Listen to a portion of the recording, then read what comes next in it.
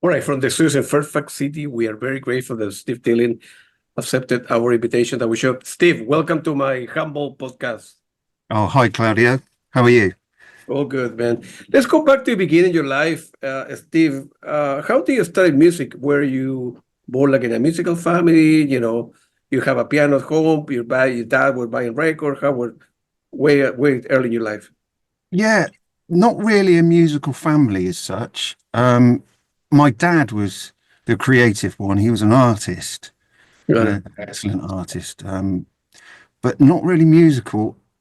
It all started for me when my mum and dad were driving me around somewhere, and me and my brother in the back of the car, and I saw this man by the side of the street holding a trumpet. I don't know, this may be a false memory, but I want to learn the trumpet. And they said, no, how about the guitar? Because they didn't want the noise of the trumpet going on all day and night.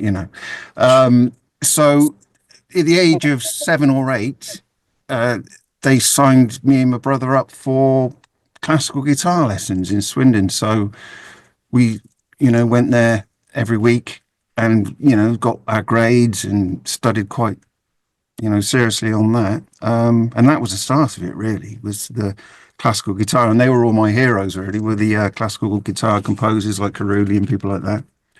Um, and I hadn't discovered rock at that point. I was far too young and straight for that. But I got you.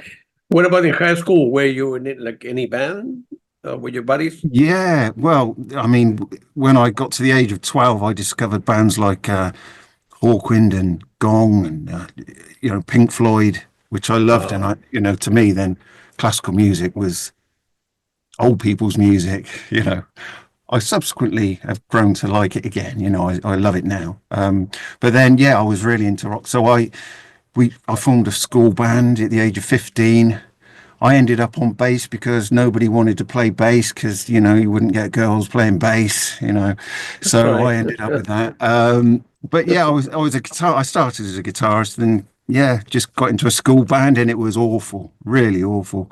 I remember the first rehearsal.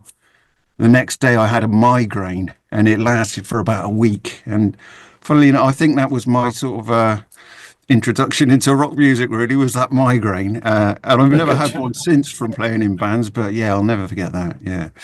I got you. I got you. So eventually you finished high school, right? And you were 17, 18, and you needed to make a decision, right? So do I Yeah. go to school? Do I go to music? Were your parents putting pressure on you? No, go to medical school, become an engineer, lawyer. The music is too crazy. You will not make any money. You sleep during the Yeah. day. You work during the night. That's also Yeah. Do you want to starve or do you want to get a proper job? Was the option, really. yeah. I was in some bands that got close to success, like deals and things, and then just every time it just ended in disaster. It would split up. So yeah, there were a couple of wasted opportunities. I basically went into an office job which I hated, absolutely hated. And then basically wasted my time doing that for a while. Got married, had kids, and of course, when you're raising a family, it's music is quite a tricky occupation for.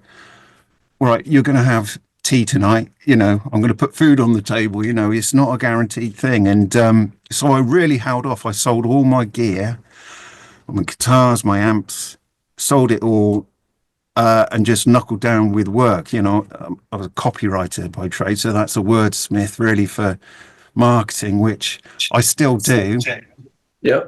to pay the bills. Again, it's not what my dream job, but it's being creative, I suppose. And when the kids grew up, I was very grumpy all that time, I might add, when I gave up music, because I think if you've got it in you, the desire to create or make music or whatever, and for whatever reason you can't do it, it makes you very grumpy. So I was always itching to get back to it. Fortunately, my kids are grown up now; they're in their 20s, doing great, and I steamed back into it, and thought, well, this is my time now. I'm going to go back to what I love doing, you know. Yeah, it's good for you, man. At the beginning, right? So you were, I think, like a session musician a little bit, right? At the beginning, way before uh you began in 2012, right? So Yeah, you yeah, were still going to a studio, helping as a band, playing some guitar riffs and bass riffs, yeah, but no as a full time, right? You did have a yeah. That's right. full time Yeah, job, right? Right.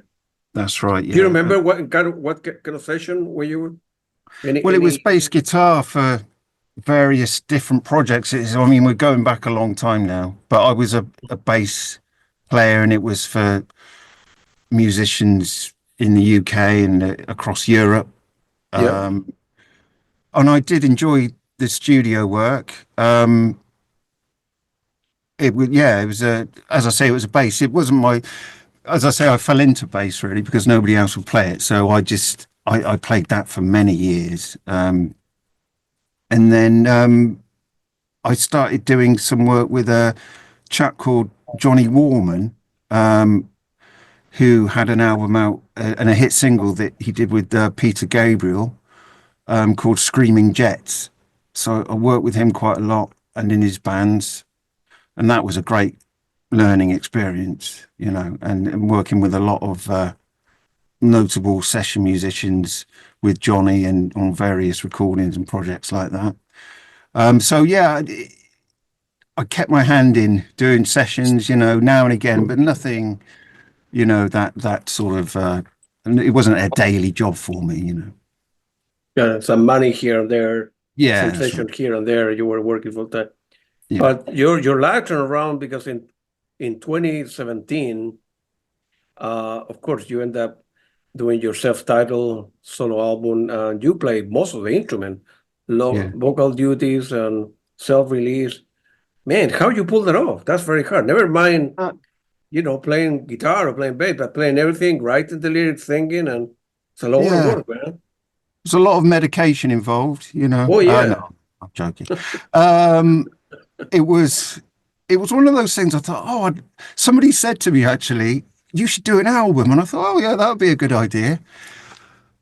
And then 5 years later, I was sort of twitching and thinking, why did I start this? You know, it was Yeah. such a job, a big task. Um, it took me such a long time. And there were times when I thought, wow, I'm ready to just throw it all away. Because, you know, very sick equipment would break down, or I'd go down, you know, I'd get laryngitis or something and couldn't sing for a month or whatever. And getting all the packaging together and stuff, it was a big challenge. Mm. And I did enjoy it, but it was very lonely, I've got to say. You know, there were a few guest spots on there, a few guest musicians, but mainly, you know, 90% of it was sort of me, really. And Yeah. it's very difficult working on your own because you think, is that any good? Well, I think it's okay, but you've got nobody really to bounce ideas off, you know. Sure. Yeah. I mean, You, I couldn't ask my family. They'd just say, yeah, well, it's all right, you know. You need sort of other musicians to get their thoughts, you know. sure. And then because I noticed that some well-known people playing some tracks, so I Yeah, figured out that's good for you, man. Yeah, yeah. I It's have just met some of them. So yeah. Well, people like Dave Gregory, who I actually played in a band with Johnny Warman. yeah, He was on the album, and Phil Spalding, who he's a real top session. He played with the prog band. He was in Mike Oldfield's band, and one, you know, not quite as well known, GTR. Yeah, they sort of had one album out, but yeah, I got some good, you know, just contacts you build up, you know, friendships you make, and sure. yeah, But you 90% of the work you do yourself, so it's a lot of yeah, it's a lot of yeah, never mind making a record, but making a record with a lot of several of your buddies versus doing everything your own, right? yeah, So you did a self-release, right? What do yeah, you do with a record? I mean, what was the next step? You back in the day, you were sending that to radio. You were trying to, yeah. uh, I mean, it's a very much a cottage industry for me. You know, it's do everything myself. It's for budgetary reasons, really. I mean, I'd love to afford Ed Sheeran's PR agency, but you know, it was just a matter of contacting journalists, sending CDs out, and trying to get some interest. You know, get some enthusiasm behind it, and yeah, just quite a hard slog, really, because it's quite tricky. You know, there's a lot of people doing this these days, and to sort of get yourself noticed, you've got to put in the hours, really. So it's not just recording; it's promoting it as well. Yeah. And then how the album was the album well received back in the day? Would you have Yeah, it good was. I comment, mean, good critics? Yeah. yeah, I'm a bit of a perfectionist, really. So I think that was part of the reason it took me such a long time. But I'm still really proud of it. You know, I can hear bits and pieces here and there where I think, well, I might have done that differently. But I think that's the same with anything, isn't it? Whatever Yeah. your creative outlet is, you always look back at past stuff and think, yeah, I might have done that a bit better. But I'm still proud of it, and it got some very good reviews. Yeah. And I thought, yeah, that would be it for me. I've done what I wanted to do. I can die in peace now. You know, I've achieved my goal. But of course, no, I'm still here, and I'm on to the second album. That's right. Okay, so the album was released in 2017. You have received, it was well received, I think, because I saw the critics for different people on Prog Magazine, another friend that we have in common. And so what do you do after that? I mean, you didn't have a band, right? So the music was great. I'm quite sure other, tour manager or some promoter say, hey, we like the album. Are you interested in playing some gigs to promote your? Yeah. And you didn't have a band, so what? Well, How yeah. did you go I, about it? I did get one together, and that was another challenge, you know, because Yeah. it's quite complex material, and there are quite a lot of vocal harmonies and things. We're offered gigs, and we did a few gigs. I, in all honesty, don't think we were quite ready for it, you know, in retrospect. But yeah, we did that. Um, but and it was, you know, very well received, the album. But that it then led me to working with other people. The man who mixed the album with me, Stu Rowe, is he works with various members of there's a Swindon band. I don't know whether you've heard of them, called XTC. Oh, Yeah. of course. Oh, right. Okay. Yeah. So that's my hometown. That's where they're from. So I worked with Stu Rowe. He gave it to a member of XTC, and then so from about 2018 to a couple of years ago, all my time was taken up working in projects really for members of XTC. So that really took my focus away from Circu5, you know. Yeah, so that's just the way it turns out. Yeah, I think they're going to be touring. Yeah. Well, it's an offshoot band called Some it's ex-member of Activism, right? So yeah, yeah, that's the band I was in. yeah, It's not XTC, it's got an E in front of it. that's right. Um, Yeah, yeah, they're going to be touring here in the United States, actually, yeah, that's in right. a couple of Yeah, months. Yeah, yeah, yeah. So yeah, I mean that was an experience in itself. Um, yeah, quite an unpleasant experience in all honesty, the way that ended.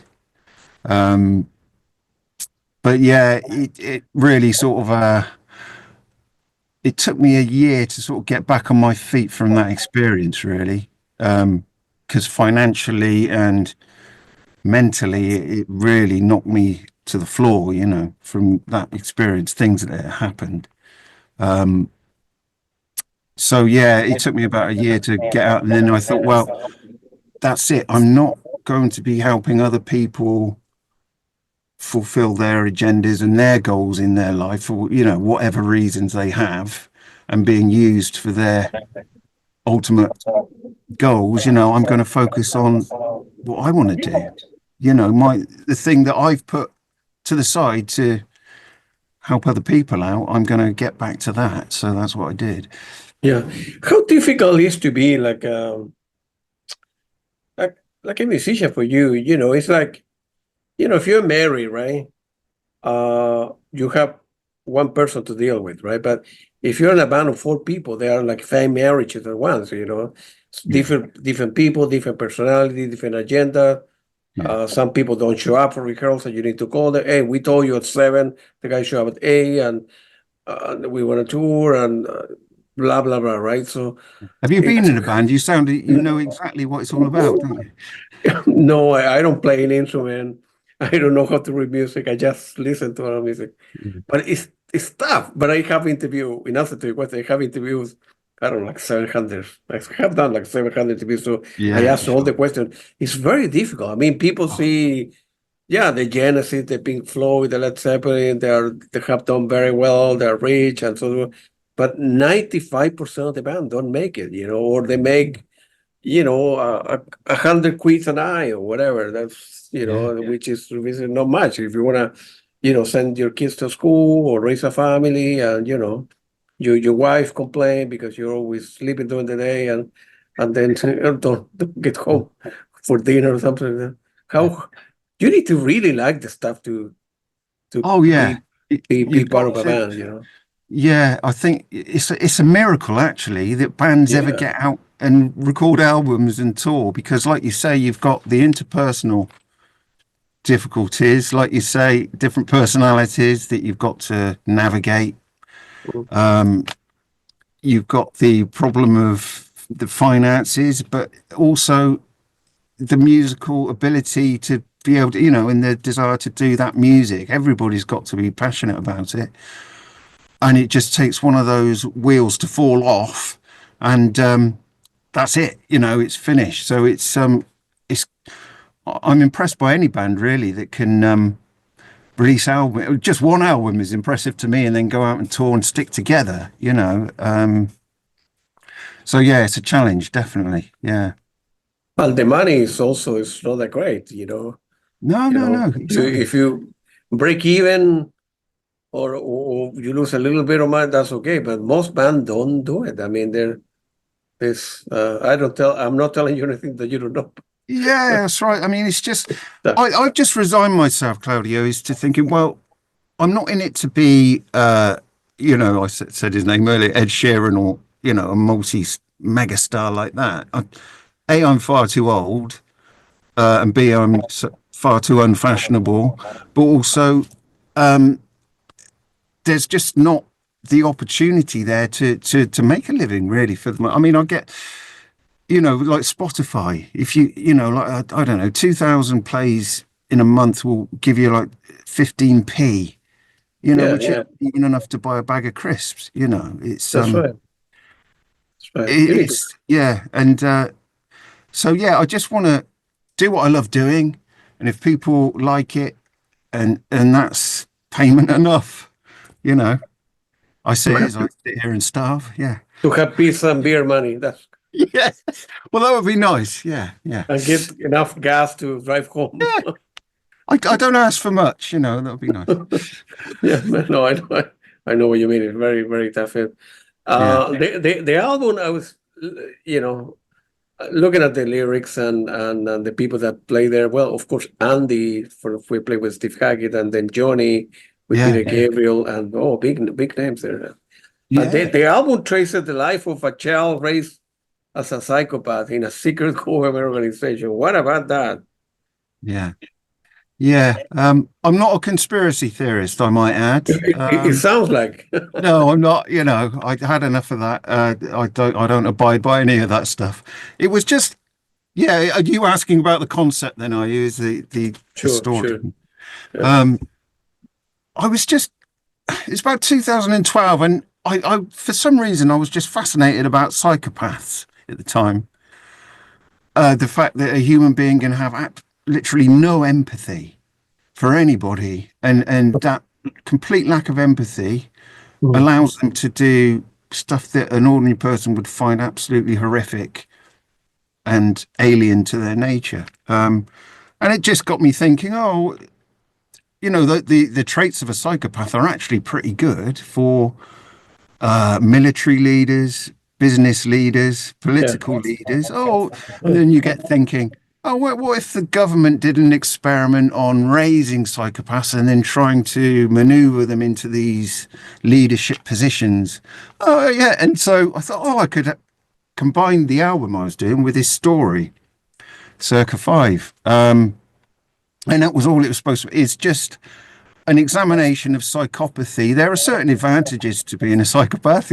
There's a risk-taking element to it where they just say, sod it, I'm going to do it without any timidity about it. They just, no, I'm going to go for it. Sure, sure. But of course, it's dragged down by the lack of empathy. And I think the worry that it occurred to me the other day with all the stuff that's going on. Well, I'm not going to get political, but I thought, well, came up with that story as a fictional idea, but I actually think now society is maneuvering psychopaths into positions of power. It's You're absolutely right. I horrible. mean, many presidents in the world, they have sociopath and psychopath tendencies. Yeah, And to be in power and control people and yeah, big ego, and you think about yourself, your family, and all government is BS, if you ask me. I don't care who you are, or yeah. you are left, right, this country, that country, whatever. They're all the same. They're all Yeah, the same. I think there's part of. I think the very desire to be a leader should ban you from ever becoming one. I completely agree with you. Yeah. Because I think there's a narcissistic trait in there that is Yeah. quite dangerous. But with the things Elon Musk is saying at the moment, who I find despicable, really. I just like, well, somebody pinch me. Am I in some sort of dystopian nightmare? You're in a dream, maybe. You think Yeah, how did this get to this stage? Yeah.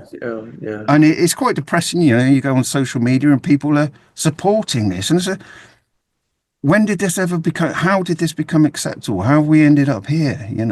So, yeah, it's just a look at that. The psychopathic traits in people, the narcissism, and in the music industry, you come across quite a few of these individuals. Oh, yeah. Yeah, it's quite a narcissistic business. Yeah. It's good to be, that I have tried to, interview some of these famous names, and one happens to be for King Crimson. I don't want to mention the name, but I don't know why people are like that. I'm glad that, whatever, I want to use the name Johnny. I'm glad that Johnny is a great guitarist, a great drummer that's doing well for himself, his wife.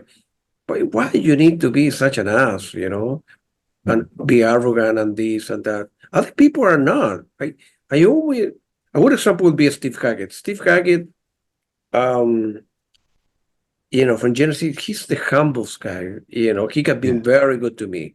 Every time I go to London, he gave me tickets, and I went backstage and I met all. He's the humblest, the quietest guy in the band. And he, if you don't ask me, he will, no, I used to be part of that famous band called Genesis. He would never tell you that kind of stuff. And other people, on the other hand, the first thing they, hey, don't bother me. I'm such and such, man. I don't They know get their what people CV out, don't they? Say, look at who that's I've right. Yeah. I don't know why people are like that. It's nothing don't wrong to know. be good at what you do, but it's terrible if people know you because you're an arrogant guy. Exactly. I think I don't understand that. I think there's a burning core of insecurity in some people. Absolutely, right. And they know deep down that they're just the same as everybody else and go to the toilet every day and things. Yeah. But that insecurity, they overcompensate, don't they? In like you say, the arrogance and it's a disorder, really, narcissistic personality disorder. It can be. And they have probably very low self-esteem. Oh, They yeah. need to overcome that by being arrogant, whatever, Yeah. And, well, you could name some prominent figures in the political arena now that might be, diagnosed. Being categories. That's crazy. Well, I don't want the death threat, so I won't name him. I wasn't born in that kind of family. As I say before, it's great that you're a great musician, a great painter, a great artist, whatever you do for a living. Yeah. But it's something wrong if the majority of people know you as being arrogant. I'm humble guy, and so that's crazy. All right, let's talk. Yeah. Let's get back to music. Much better. Music is better No, than it's interesting. Yeah. yeah. Your band's second album that is coming up actually in a couple of months, March 7, is Yeah. called Clockwork Tulpa. What's the name? What's the meaning behind that? Yeah. Yeah, it's not a common sort of word really, is it, Tulpa? No, Yeah, this is going to sound really esoteric and go for it. you know, yeah, a tulpa is in spiritualism. The spiritualists they use that name for a thought form. If you meditated enough and strongly enough and thought about a spirit or something, it would actually manifest Hmm. over your head. But anywhere in the vicinity is a thought form, a visual representation of a spirit. Um, I was quite sort of interested by that, and but in the context of the Circu5 story of because the second album is dealing with the character Grady, where he is part of like a cult-like group. He's a member, you know, they're all runaways from the Circu5 organization, and it's sort of quite a cultic mindset there, and they're all indoctrinating him and fashioning a new personality for him that is alien to his own personality. So that song is about that whole indoctrination, you know, brainwashing, creating an alternate character, almost like a doppelganger, but more of a thought form version of that, you know. Yeah, so it was just a metaphor for that, really. Yeah. Does that make any sense? I don't think it makes Yeah, sense to me. no. Are you a spiritual person at all? Or are Uh, you? no, no, I used to go to church as a kid and Sunday school and things, but back then I was thinking something doesn't quite add up with all this. Is this, you know? No, I'm not. I think it's possible that there's some sort of sorry, I'm going to get a bit esoteric again. Possibly some cosmic energy out there that regenerates life. I don't know, but I don't think there's a man on a white cloud, you know, with a beard saying you can do this, you can do that. You know, it's that old cliche. To me, religion is basically treating people decently, helping each other out, and being as good a human being as you can be in the life you've got. I'm completely agree with you, Steve. You know, the way I see religion is exactly like that. I mean, you don't, I grew up in a Catholic family, right? So, but Mm. whether you are Jewish, Protestant, Catholic, this or that, it all comes down to be a decent human being, to help people out, do the right thing. Yeah, You may that's or may not go to church or something, or a synagogue or this or that, but try to do the right thing in life. Don't take shortcut. Don't take advantage of people. Or yeah. don't be arrogant like some musicians. I mean, it goes That had everything. nothing to do with religion. It's been a good human being, a decent person, right? Yeah. I mean, I don't want to make, I'm not saying I'm a goody two shoes and oh, look at me at virtue signaling or anything, but if you can make somebody's day that little bit better, Hmm. I try and get through every day. Like, even when I'm driving, if somebody wants to pull out of a junction, I'll just flash them on, you know, just being decent and helping each other along. You can improve somebody else's day. They feel better. You feel better. Yeah. And you know, which is why I find it quite depressing. You know, when uh, there's like a pandemic on the way, and everybody goes into the supermarkets and clears all the shelves of everything and leaves nothing for everybody else. I think, well, do you really need to be that sad? We should be looking out for one another a bit more than this, surely. You know. Absolutely. Absolutely. But No. you know that's just me. Like I say, I'm not trying to make out I'm Cliff Richard or anything. You know, it's just So, no, I know what you mean. So how difficult was to, by the way, the album, thank you for giving me access to the album. I listened to it a couple times. It's very good, actually. I well, really thank like you. it. And the three of you is, it's very difficult to, put an album, and you end up, where was the recorded? You end up mixing that yourself? Somebody Yeah. else mastered the record? Tell me about the process. Well, it was quite piecemeal, really, as I said, because I was working with these XTC band members. So it's quite piecemeal. It was a mixture really of recording it because I'm in actually my studio at home. So a lot of it was done here, the vocals and the guitars.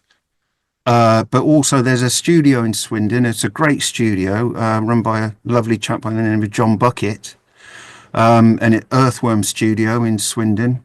So I'll give him a plug because it's a great. I mean, Swindon's quite a small town. It's not really known for its creative output, but this studio is world class, really. And so we recorded all because I don't think you can scrimp on things like drums. I don't like using programmed drums. It's just not natural for me. So we got them recorded properly there, and the bass, because although it was, as I say, a piecemeal recording process, I wanted it to still sound like a live band, that you're actually there at a gig listening to this, yeah. How long did it take for the record, like end to end, from you and your band member writing lyrics, the first track, laying down the drum, then going back to track 2 to add more guitar or bass? And well, as I say, the start of it was quite sporadic and split up because of those other commitments. But when I left EXTC, got my head straight and then knuckled down into the process, it's I think it probably took about 2 years really.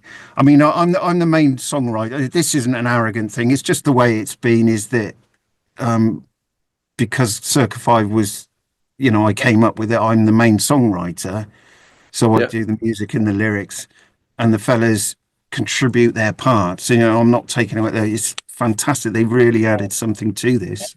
But it was about 2 years really. I come up with the ideas. We get into a rehearsal room, jam them. Come up with ideas, arrangement ideas. And it's a matter of fine tuning from there, just getting everything recorded properly. I mixed the album myself as well, which was a first for me, mixing something on my own. And I really went, because I don't want this to be like an album that sounds like it's from Swindon. I want it to be something that, it's like, without sounding arrogant again, but a world-class sort of feel to it. That is something that would stand up against the big boys out there, So that was, it took me about 6 to 8 months to mix, to be honest, Claudio. It was, it's a lot of work. I could feel the twitch coming on again, and having to increase the dosage. But I got there in the end. You use a tool like Cubase, Pro Tools, that kind of stuff? And, yeah, those are well known too. I'm in the process of learning them, so a little bit here and there, but it really takes a lot of work and to have a very good ear. I mean, to be a good mixer, to be a good master engineer versus being a great musician, I have like 3 or 4 different types of skill sets. They're really, I tell you, to be honest, it's the hardest thing I've ever done. I know that sounds ridiculous, but you're second guessing yourself all the time. You've got so many elements to arrange and get the levels right, and then you think, well, is that exciting enough? Do I find it exciting? Will people find it exciting? What if it doesn't sound good on their different systems? And you're sort of trying to harness all these variables and just boil it down into something you're happy with. And it was very hard. It was like trying to wrestle an octopus covered in lard, you got limbs flying out everywhere. But we got there in the end. Good for you. And then somebody else ended up mastering that particular album, right? That was Loud Mastering in Melksham. Loud Mastering in Melksham. Great. I mean, that is a top mastering studio, and myself and Lee Moulding, the drummer in Circu5, we spent the day there and he really, if you know about mastering, it's really the icing on a cake. It made everything cohere, and made it sonically punchy, and it did a great job, Yeah, and I'm glad that somebody else did the master. The mistake that I've been told, because I have never done it, that musician tells me that if you are the same person mastering and mix a record, you are completely biased. You cannot find your own problems, holes here, their own distortion or whatever the problem happened to me, because you are biased. It's your baby, right? So Yeah. of course you know the music, but the person with mastering the record should not be the same as mixing, because are two Well, different yeah, skills. So I agree. And I think there's an argument as well that if it's your music, you shouldn't mix it either. And that's right. and That's right. halfway through it, I thought, oh, yeah, that's probably Yeah, good advice actually, because yeah, you're very close to it. Like you're saying, you can't be. It's very difficult to be objective about things, very very difficult. Yeah, because you've heard the song so much, you've grown to love the sound of it. But to somebody else, it might sound like, well, terrible. yeah. Or if you're tired at 1 o'clock in the morning or after your second beer, yeah, everything sounds great. Well, that's right. Yeah, that's right. After I've been crying for about an hour. Yeah. Um, yeah, it was a bit of a challenge. I have to So say. the album is going to be, so it's going to go to the market actually in a couple of months, right? Yeah. March the 7th. So are you in the process of sending the CD to different magazine, to different radio stations they can play your music? Yeah. What is next? How you end up promoting the Well, album now that is almost there now? I've put as much, well, probably not quite as much. I'm putting quite a lot of work into, and that's a Yeah, bit I don't really like because I just want to play music, but in this sure. day and Yeah, age, I've got to be an administrator as well. So yeah, I've bought a lot of software to create press releases and uh, like a customer relationship management software. So yeah. I'm Of course. basically Yeah. going out to people like yourself who are Thank lovely you. people who hopefully will review the album favorably or play the song on the radio. And it's a hard thing. I can see that people are opening the emails, but a fraction of people are clicking on the links and actually listening to it. I think journalists like yourself and radio presenters, there's a deluge of music coming at them. There are Mm, so many bands out there saying, look yeah, at me, look at me. yeah. Where do you start? There's not enough hours in the day. So I appreciate the challenges. So I'm just basically plugging away, sending out to as many people as I can to get the word out, because Got it. I think I'm very proud of this album and I think it's enjoyable. And not for any financial reasons, because I will lose money on this, definitely. But I just want people to give people, like I was saying earlier about living your life to help people along and, be happy. It's my way of hopefully making somebody's day a little bit happier, and pleasurable by giving them this music. So yeah, that's what I'm involved in at the moment is the PR Okay. and promotions, very rock and Yeah, roll. that's right. I saw a couple. Well, of course, I listened to the whole album, and I saw a couple the two videos that you have out.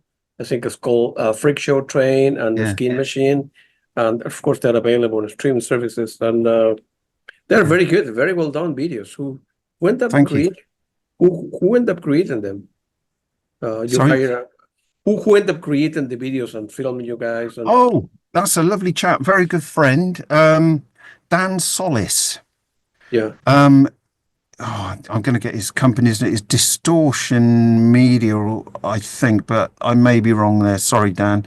Yeah, Dan Solis. Yeah. He's a video professional and Oh, really. they're very well done. When you talk to Oh, him, tell he's him that I say hello. Like he did a very good job, and yeah. I call him the maestro because everything he does, I just you know, you know, and some people it's are very such a good on that. pleasure. Yeah, Yeah, recording and video and editing, and that's another skill set altogether. So yeah, they're exactly. very well. So hopefully the album is going to be. So you are now right now in the process of a lot of PR. Yeah, Get responding emails from guys like me from California, from United yeah. States, and from Argentina, and people all over the world. And is there so? Stupid question. Why? So what's the mentality or the rationale to, now that the album is out, wait 2 months until it's out? Is give 2 months the possibility of creating PR and Yeah. promotion, that kind of stuff. So that does give you 2 months to Yeah. do all the managerial stuff related to a record. Is that the reason? Right. Exactly that. And to be honest, I did actually want it out, excuse me, in well, February. But Yeah. bass player, Mark Kilminster, he's a lovely chap and he's my wise owl in the band. He's well, along with Lee, actually, they always come up with great ideas and say, oh, do you really want to do that? Because I wanted to release it in February. Mark said, just put it back a month in case anything goes wrong. Because things do, don't they? And Yeah. we're getting the CDs manufactured, and he was Yeah. spot on because there were problems in that area. It's like, so there were delays. So fortunately, we picked a release date where, we've got pre-orders going on at the moment at Circu5.com. So it allows me to promote it, get all the pre-order packages ready with the posters and, bits and pieces that people have chosen and, not to miss any deadlines. Sure. How's it going with the pre-order? Are people putting orders? Yeah, they are. Yeah, I mean, That's it's just after Christmas, so sure. people haven't got a lot of money. That's right. Yeah, it's going very well. Could always do with more interest. That's why I'm promoting it. Thanks. Of As I course. say, it has to be a physical product, really, because the streaming, you just don't get. I mean, to be honest, I've spent £20,000 so far on making this record, and you just would never get. And I'm not, I don't, this is money that I'm not expecting back, but at least chipping away slightly at it would be nice, and you can't do that through Yeah. streaming. So having a physical product, I think the packaging is superb. It was done by Jenny Anderson, who's a fantastic artist, Jenny. Mhm. Worked with her very closely, and she's done such a great job on the artwork. And there's also a pull-out A4 poster thing with access to download. So even if you don't have a CD player, you can stream the album on Bandcamp. So I'm giving people the That's whole right. package and streaming as well. So Yeah. hopefully Yeah. that will be a temptation for people. Sure. Sure. A backup is very fair to musicians. I think they only take 10% and the musician get Yeah, 90%. And versus Spotify, that, as you know, you need to have like a million hits to get a cup of coffee or something, So which is yeah. another quest, another headache altogether. That I can't believe that company like Well, Spotify can get away with the stuff. What a ripoff that is, man. it's Yeah. like the Wild West, isn't it, really? The only Yeah. people really making money out of music, I think, are those that are providing services to musicians. It's like the Yeah. gold rush in America. The only people really making money there were those who were selling the pickaxes to the people turning up. You That's know, right. Yeah. um, That's crazy. And then you will create a CD. But what about vinyl?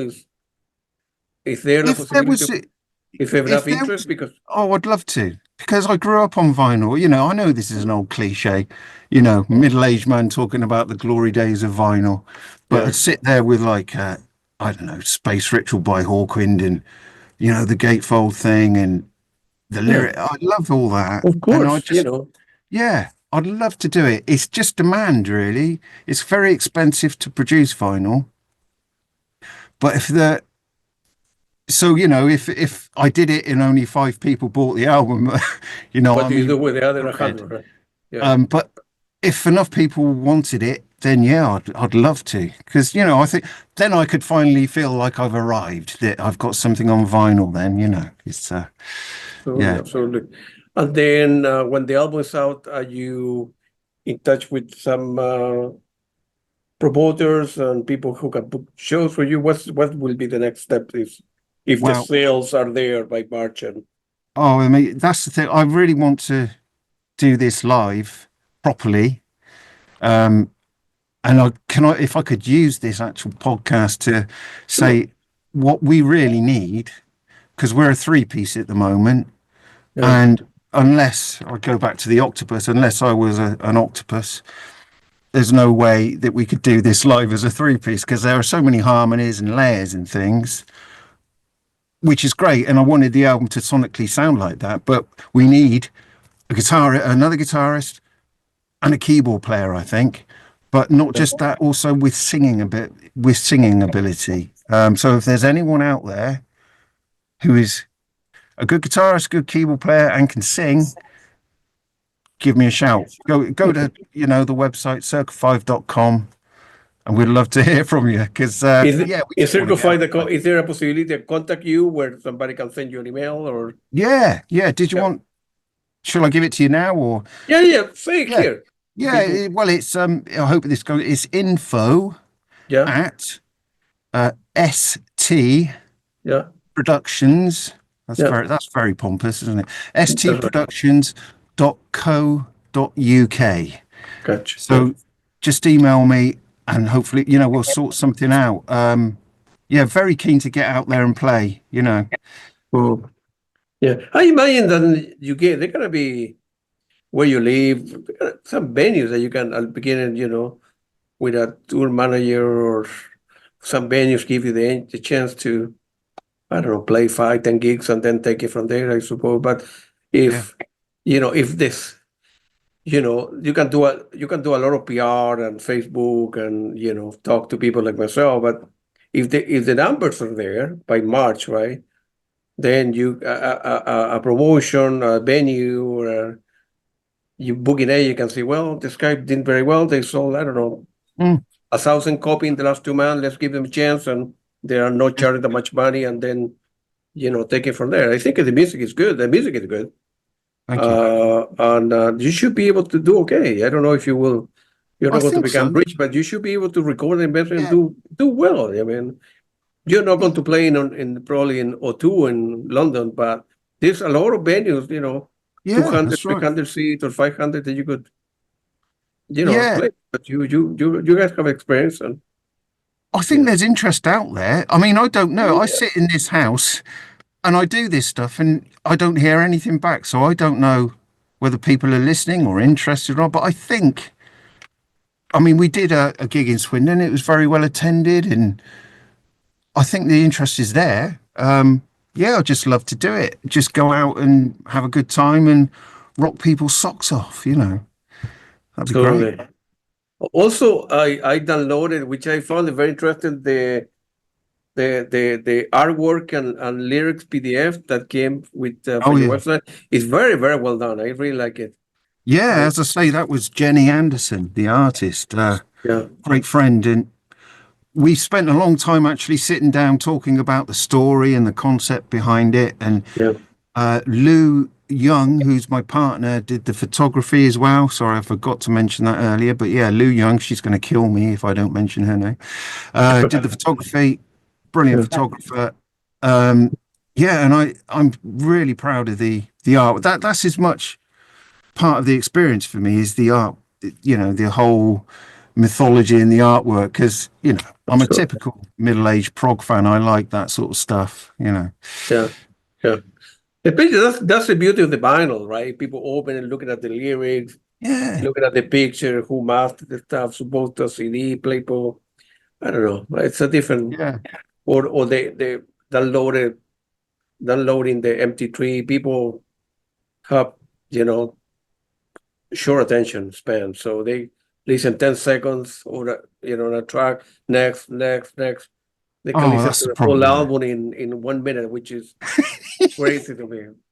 Young kids Yeah, especially. What we live in different times, right? You and I, they grew up with computers, and we need to buy the vinyl and later on buy the CD and have the turntable. Nowadays, people can live off their life, go to Spotify, don't pay any money to any artist, yeah, or pay $10 a month and listen to thousands, million record, which is the musician not getting rich. All the companies are getting rich, which is yeah. crazy. Yeah, you don't want Also to think live. that, Yeah, yeah, sorry, carry on, Claudia. Sorry. no, you don't want to live like that. I here in the United States, at least for me during the pandemic, and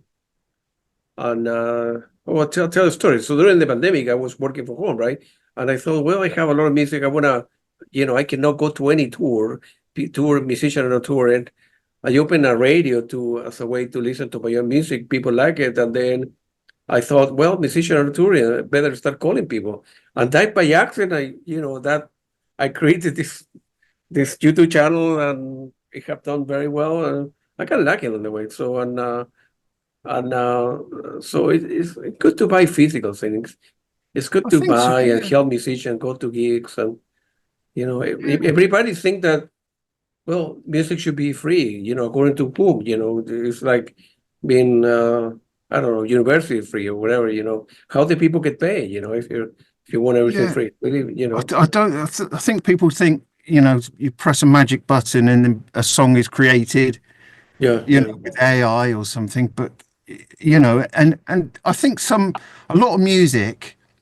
I mean, I was helping a friend's son record some like drill and trap stuff, and I mean that music to me, if you could just press a button and it will churn out a rhythm, the most basic two chord sequence, the sound of a bicycle chain being spun round. It's awful. yeah. There's no musical content. And it takes so long to craft and record a song, and it's not an instant thing. I mean, as I say, this album really is 4 years solid work, night and day, to get it sounding as good as it can be. I don't know what point I'm trying to make here, but yeah, it's Well, you just spent 26,000 pounds. You gotta, everything costs money. You need to hire that person who's doing the photography, the other yeah, lady who put the brochure together with all the lyrics and the artwork that costs money. You need to do promotion and reach out to a manufacturer to create, I don't know, 500 CD or whatever happened. The number yeah, happened to be, it's work. People shouldn't expect that, hey, everything's free. As opposed to other yeah. stuff. When you go and buy a cup of coffee, need to pay for the stuff. Or if you need to put gas in your car or buy your ticket, you need to pay. Why music should be different? Somehow Strange, isn't it? people assume that music should be free. I have no idea. I don't understand. Yeah, Yeah, maybe I should make my CDs have the aroma of coffee and cake or something. that's And right. People, yeah, yeah. yeah. And But actually, yeah, there's a lot of people that see. I listen. Of course, I have Spotify, right? And I pay like $10 a month, yeah, whatever. So it's a premium, so I wouldn't have the ads But I'm willing to pay a lot more. I would pay twice as much, or $20 a month, $30 a month, whatever, if I knew somebody can guarantee me that the rest will go directly to artists, right? And I'm quite sure there's a lot of people out there like me that they, $20 here in the United States is nothing. mm, For if you buying something that you like buying a $5 for coffee, right, in the morning, or go to yeah, a library and buying books, or mm, some of the gigs that I go to are very expensive. yeah. People are willing to pay a lot more, somehow, and There's some because very for decent. me, Yeah, right, so on one hand, right, your band is not going to make a lot of money on Spotify, but it's a good promotional platform, right? For me, it's great, right? It's mm, great because I can listen to a lot of bands out there, and with the machine learning algorithm recommend me, if you like Genesis, you will like Pink Floyd. You like Pink Floyd, maybe listen to this or whatever, Cream Crimson or whatever it happens to be. And but at the same time, I buy a lot of music, and I yeah, I go to a lot of concerts, so I help people out. But I don't know mm, why in the world we're talking about why everybody think that music should be free by yeah. definition. I have no idea. No, It's I don't understand. it's very disposable culture, isn't it? There are a Yeah, lot of distractions. There we've got streaming, gaming. yeah, We're just bombarded by all this media. And, gone are the days when you'd sit back with your pipe and luxuriate in a new album. Just maybe it's a time thing as well. But I mean, true. certainly with Spotify and a lot of these streaming services, I've noticed that the sound quality isn't great either. No, it's very bad actually. Yeah. Yeah, I play, I play it in the car, the Spotify versions of the songs, and then I'll put on the CD, and it's like, wow, it's become plump and three-dimensional again, you know. Yeah. Yeah. So I think, I mean, CDs, get back to them, I say. I think they sound great, really good. Absolutely. Yeah, yeah. And as I say, with this new album, you get streaming as well with it, so there really is no excuse, you know. Don't forget to buy the album. Feel free to mention Steve Rip where the Bandcamp website, and I will put the link there. And feel free to mention Yeah. your website as well. Well, everybody with the CD, everybody gets their own sheet of paper with a Yeah. unique code on it. I So got all you. they do Yeah. is they download they go to Bandcamp. Sorry, I don't know why I'm doing this gesture. That's okay. They go to Bandcamp, they download the songs, and then they can get the app, the Bandcamp app, and stream the album to their forever and ever. It's always there, plus the Yeah. CD, you know. Have I Absolutely. sold this enough? I think I'm getting on my soapbox here about this, aren't Well, I? you're doing good, Steve. Yeah. I will mention when I upload the interview tomorrow, Steve, I will put the link how to get a hold of you, the website, your Bandcamp. It was very nice talking to you, Steve. Good luck. Hopefully you Oh, can do tour in the UK and then hopefully find a promoter here in the United States and come back here and play some gigs also, you know. So oh yeah. I will send you an email with some venues for you to send an email to, send a copy of CD and then see if you can, open for certain bands or play with small menus and take it from there. That's the least I can do for you, man. You're No, basically you're a okay, man. star. Thank you so much, Claudio. The world Well, needs more people like you. thank you So very much. Appreciate it. fantastic. Thank you very much. It was very nice talking to you, Stephen. Have a great afternoon, and there, man. And you take care. Take it Ta-ra. easy, man.